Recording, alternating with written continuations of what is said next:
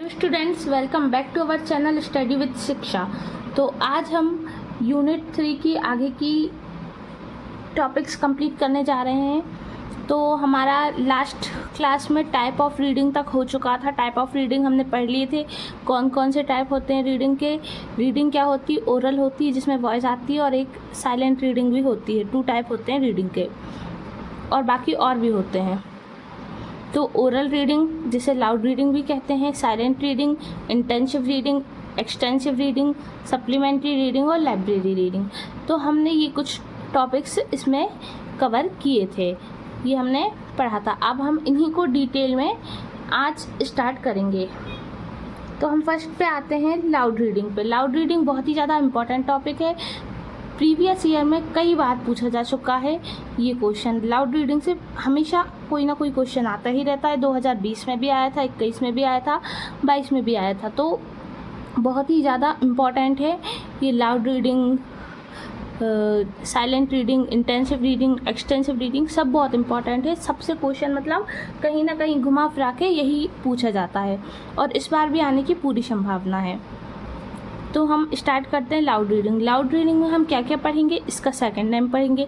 तो loud reading का second name क्या होता है, ये आप लोग मुझे कमेंट में बताएं। तो लाउड रीडिंग का सेकंड नेम पढ़ेंगे, डेफिनीशन पढ़ेंगे, इम्पॉर्टेंस पढ़ेंगे और डिसएडवांटेज पढ़ेंगे। तो हम ये सारी टॉपिक्स यहाँ पे आज की क्लास में कवर करने वाले हैं लाउड रीडिंग के बारे में। तो लाउड रीडिंग क्या होता है? लाउड रीडिंग का सेकंड नेम होता है ओरल रीडिंग। लाउड रीडिंग का सेकंड नेम ओरल रीडिंग होता है। फिर डिफाइंड लाउड रीडिंग। तो डिफाइंड लाउड रीडिंग में डेफिनीशन हमारी इसकी क्या होगी? लाउड रीडिंग की डेफिनीशन स्टार्ट करते हैं। Loud reading is known as oral reading. Loud reading को ओरल रीडिंग नाम से जाना जाता है। अब जैसे कि आप जानते हैं कि हमें एक चीज़ पता चल गई कि सेकंड नेम क्या है, तो हम इसके डेफिनीशन में थोड़ा बहुत इससे रिलेटेड लिख सकते हैं। तो हमने यही लिख दिया कि loud reading is known as oral reading. This type of reading is for pupil before period of 2 months. ये उन बच्चों को सिखाई जाती है जिनने पढ़ना शुरू किया है, तो 2 महीने तक उन्हें लाउड रीडिंग सिखाई जाएगी। तभी वो लोग साइलेंट रीडिंग करना सीखेंगे। जब तक उन्हें लाउड रीडिंग नहीं आएगी, उन्हें साइलेंट रीडिंग नहीं आ सकती। और हमेशा छोटे बच्चों के लिए लाउड रीडिंग ही होती है, मतलब उन्हें साइलेंट रीडिंग नहीं कराना चाहिए, क्योंकि उन्हें पढ़ने ही नहीं आता। वो प्रोनाउंसिएशन ही सही नहीं करेंगे तो फिर मन में कैसे पढ़ेंगे, ये है ना।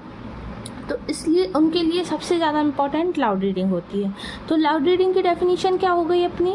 Loud reading is also known as oral reading. This type of reading is for people before period of 2 month. तो मतलब जब पढ़ना स्टार्ट करे बच्चा, तो उसे स्टार्टिंग में हमेशा लाउड रीडिंग ही कराना चाहिए।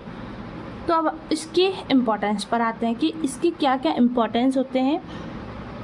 तो इम्पोर्टेंस और एडवांटेज, मतलब इम्पोर्टेंस, एडवांटेज, मेरिट्स, ये सब एक ही होता है। तो मैंने यहाँ पे मेंशन कर दिया है, आप लोग कंफ्यूज बिल्कुल ना हो। तो हमारे फर्स्ट पॉइंट पे आते हैं। It helps in improve pronunciation. ये आपका प्रोनाउंसिएशन सुधारने में मदद करती है। क्या? Loud reading. लाउड रीडिंग हमेशा प्रोनाउंसिएशन सुधारने में हेल्पफुल रहती है, मदद करती है। सेकंड पॉइंट क्या है? Develop speaking habit. ये आपकी स्पीकिंग हैबिट को डेवलप करती है। डेवलप स्पीकिंग हैबिट, आप इसे थोड़ा बड़ा करके भी लिख सकते हैं। मैंने शॉर्ट में समझा रही हूँ, आप इसे एग्ज़ाम में ऐसे ना लिखें, आप इसे एग्ज़ाम में अच्छे से एक्सपेंड करके लिखें कि loud reading is develop speaking habits, इस टाइप से कुछ, ठीक है ना। It is practice of reading as well as listening. ये आपकी रीडिंग की प्रैक्टिस होती है और सुनने की भी। अगर कोई बच्चा पढ़ रहा है तो आप उसे सुनेंगे भी। तो इसलिए ये it is practice of reading, पढ़ने की, एज वेल एज लिसनिंग की, मतलब सुनने की भी प्रैक्टिस होती है। We can express properly.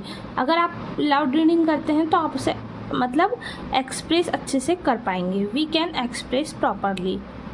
It improve self confidence. ये आपके सेल्फ कॉन्फिडेंस को इम्प्रूव करता है। It improve self confidence. It improve communication skill, ये आपकी कम्युनिकेशन स्किल को भी इम्प्रूव करता है, बातचीत करने के ढंग को भी इम्प्रूव करता है और उसमें हेल्प करता है। तो ये हमारे इम्पोर्टेंस हो गया क्या कि लाउड रीडिंग के। तो आप लोग स्क्रीनशॉट ले लीजिए या फिर लिख लीजिए इसको पॉज करके। बाकी मैं टेलीग्राम पे इसकी PDF भी प्रोवाइड करूँगी और टेलीग्राम की लिंक डिस्क्रिप्शन में आपको मिल जाएगी, तो आप लोग मुझे टेलीग्राम पे भी ज्वाइन कर सकते हैं। ठीक है, तो अब हम आते हैं डिसएडवांटेज पर। तो डिसएडवांटेज क्या है? Wastage of energy. मतलब लाउड रीडिंग में सबसे बड़ा डिसएडवांटेज यही है कि आपकी एनर्जी वेस्ट होती है। वेस्ट तो नहीं कहेंगे, लेकिन टाइम कंज्यूमिंग रहती है, मतलब एनर्जी अपन लगा देते हैं इसमें, तो wastage of energy time consuming होती है। ये टाइम कंज्यूमिंग क्यों होती है? क्योंकि जब अपन साइलेंट रीडिंग करते हैं तो अपन उसे जल्दी से पढ़ लेते हैं, लेकिन अगर अपन को लाउड रीडिंग करनी तो उसमें टाइम लगता है, टाइम कंज्यूमिंग होती है, डिस्टर्बेंस ज़्यादा होता है। जैसे कि अगर आप छोटे बच्चों को जॉनी जॉनी यस पापा इस टाइप के कोई पोयम सिखा रहे हैं तो उसके कारण दूसरी क्लासेस पर भी इफ़ेक्ट पड़ता है, दूसरी क्लासेस भी डिस्टर्ब होती है। लेकिन अगर अपन वही साइलेंटली पढ़ रहे हैं तो उसमें डिस्टर्बेंस नहीं होता है। Not effective at higher classes, ये लाउड रीडिंग हायर क्लासेस के लिए इफ़ेक्टिव नहीं होती।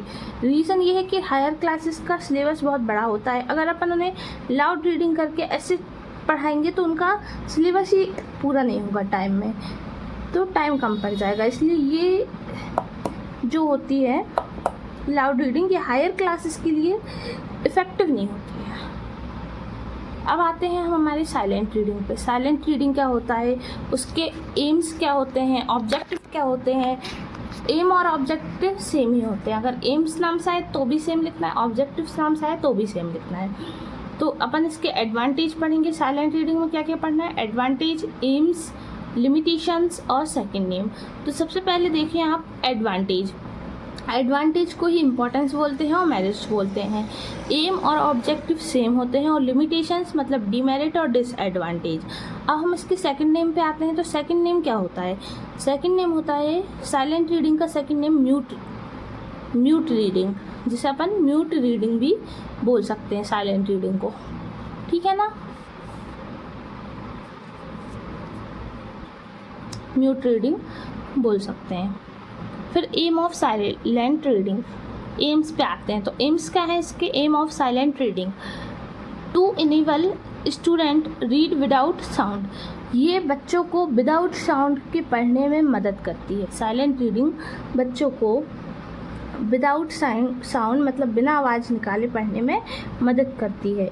It to enable read with comprehension, मतलब समझने के साथ पढ़ने में मदद करती है। अब जैसे अगर अपन लाउड रीडिंग कर रहे होते हैं तो अपन को थोड़ा पॉज लेना पड़ता है, फिर अपन उसे समझ के और दूसरे को समझा सकते हैं। लेकिन अगर अपन साइलेंट रीडिंग कर रहे हैं तो अपन पढ़ते पढ़ते अपन को समझ में आ जाता है। To enable read with comprehension.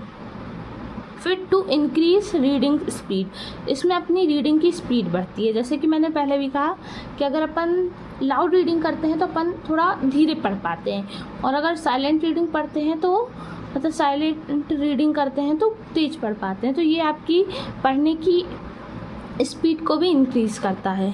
To improve vocabulary, ये आपकी वोकेबलरी को भी इम्प्रूव करता है।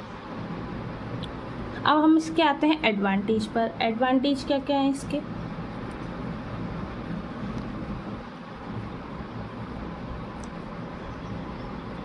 एडवांटेज तो फर्स्ट पॉइंट है it saves time and energy, ये आपके टाइम और आपकी एनर्जी को बचाता है। क्या? Silent reading. Silent reading time और एनर्जी को बचाता है। तो आप इसे मतलब ऐसे भी लिख सकते हैं, silent reading is saves the time and energy, और इसे अलग अलग पॉइंट में भी लिख सकते हैं। इट सेव्स टाइम्स और सेकंड पॉइंट में इट सेव्स एनर्जी, जिससे आपके पॉइंट बड़े हो जाएंगे। लेकिन मैंने इन दोनों को एक ही पॉइंट में लिख दिया। फिर सेकंड पॉइंट क्या है? इट कॉजेज नो डिस्टर्बेंस, इसमें किसी को डिस्टर्बेंस नहीं होता है। ये इसका एडवांटेज है कि इसमें किसी को डिस्टर्बेंस नहीं होता है। थर्ड, इट इंक्रीज स्पीड, ये आपकी स्पीड को बढ़ाता है। फोर्थ पॉइंट क्या है, it create habits of self study, ये आपके अंदर सेल्फ स्टडी की हैबिट्स को बढ़ाता है।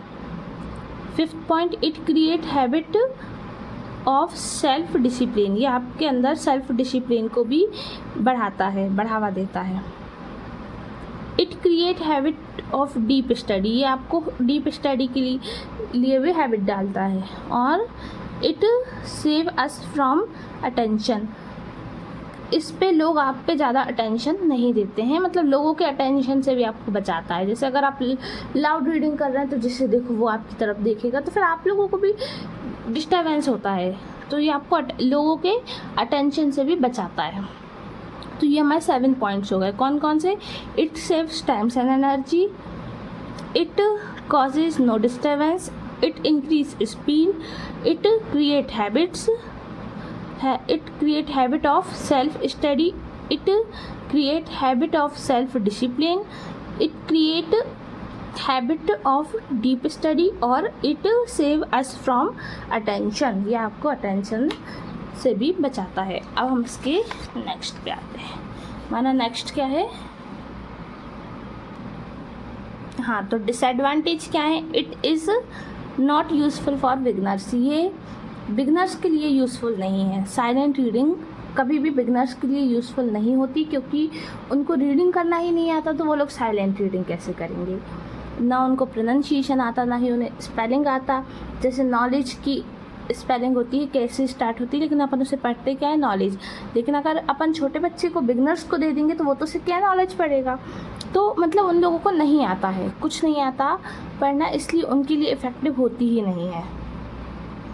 Okay,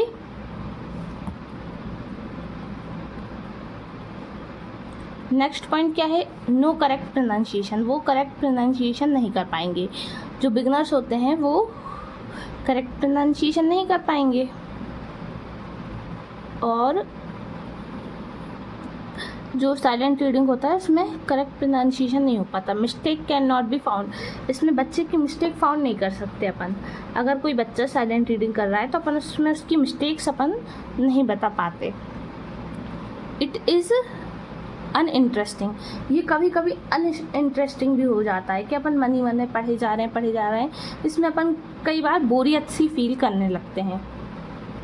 it is difficult to understand if student is actually reading और नॉट, कभी कभी ये समझने में बड़ी दिक्कत जाती है कि बच्चा सच में पढ़ रहा है या फिर सिर्फ नाटक कर रहा है। मतलब जैसे अपन ने क्लास में दे दिया कि आप ये लोग मन ही मन में पढ़ें जब तक मैं कॉपी चेक कर रहा हूँ, तो कई बच्चे तो ऐसा है कि नाटक करने लगते हैं पढ़ने का, और अपन वो समझ भी नहीं पाते हैं। तो मतलब ये समझने में बड़ी दिक्कत जाती है कि बच्चा सच में पढ़ भी रहा है कि ऐसे ही। और 6th पॉइंट क्या है?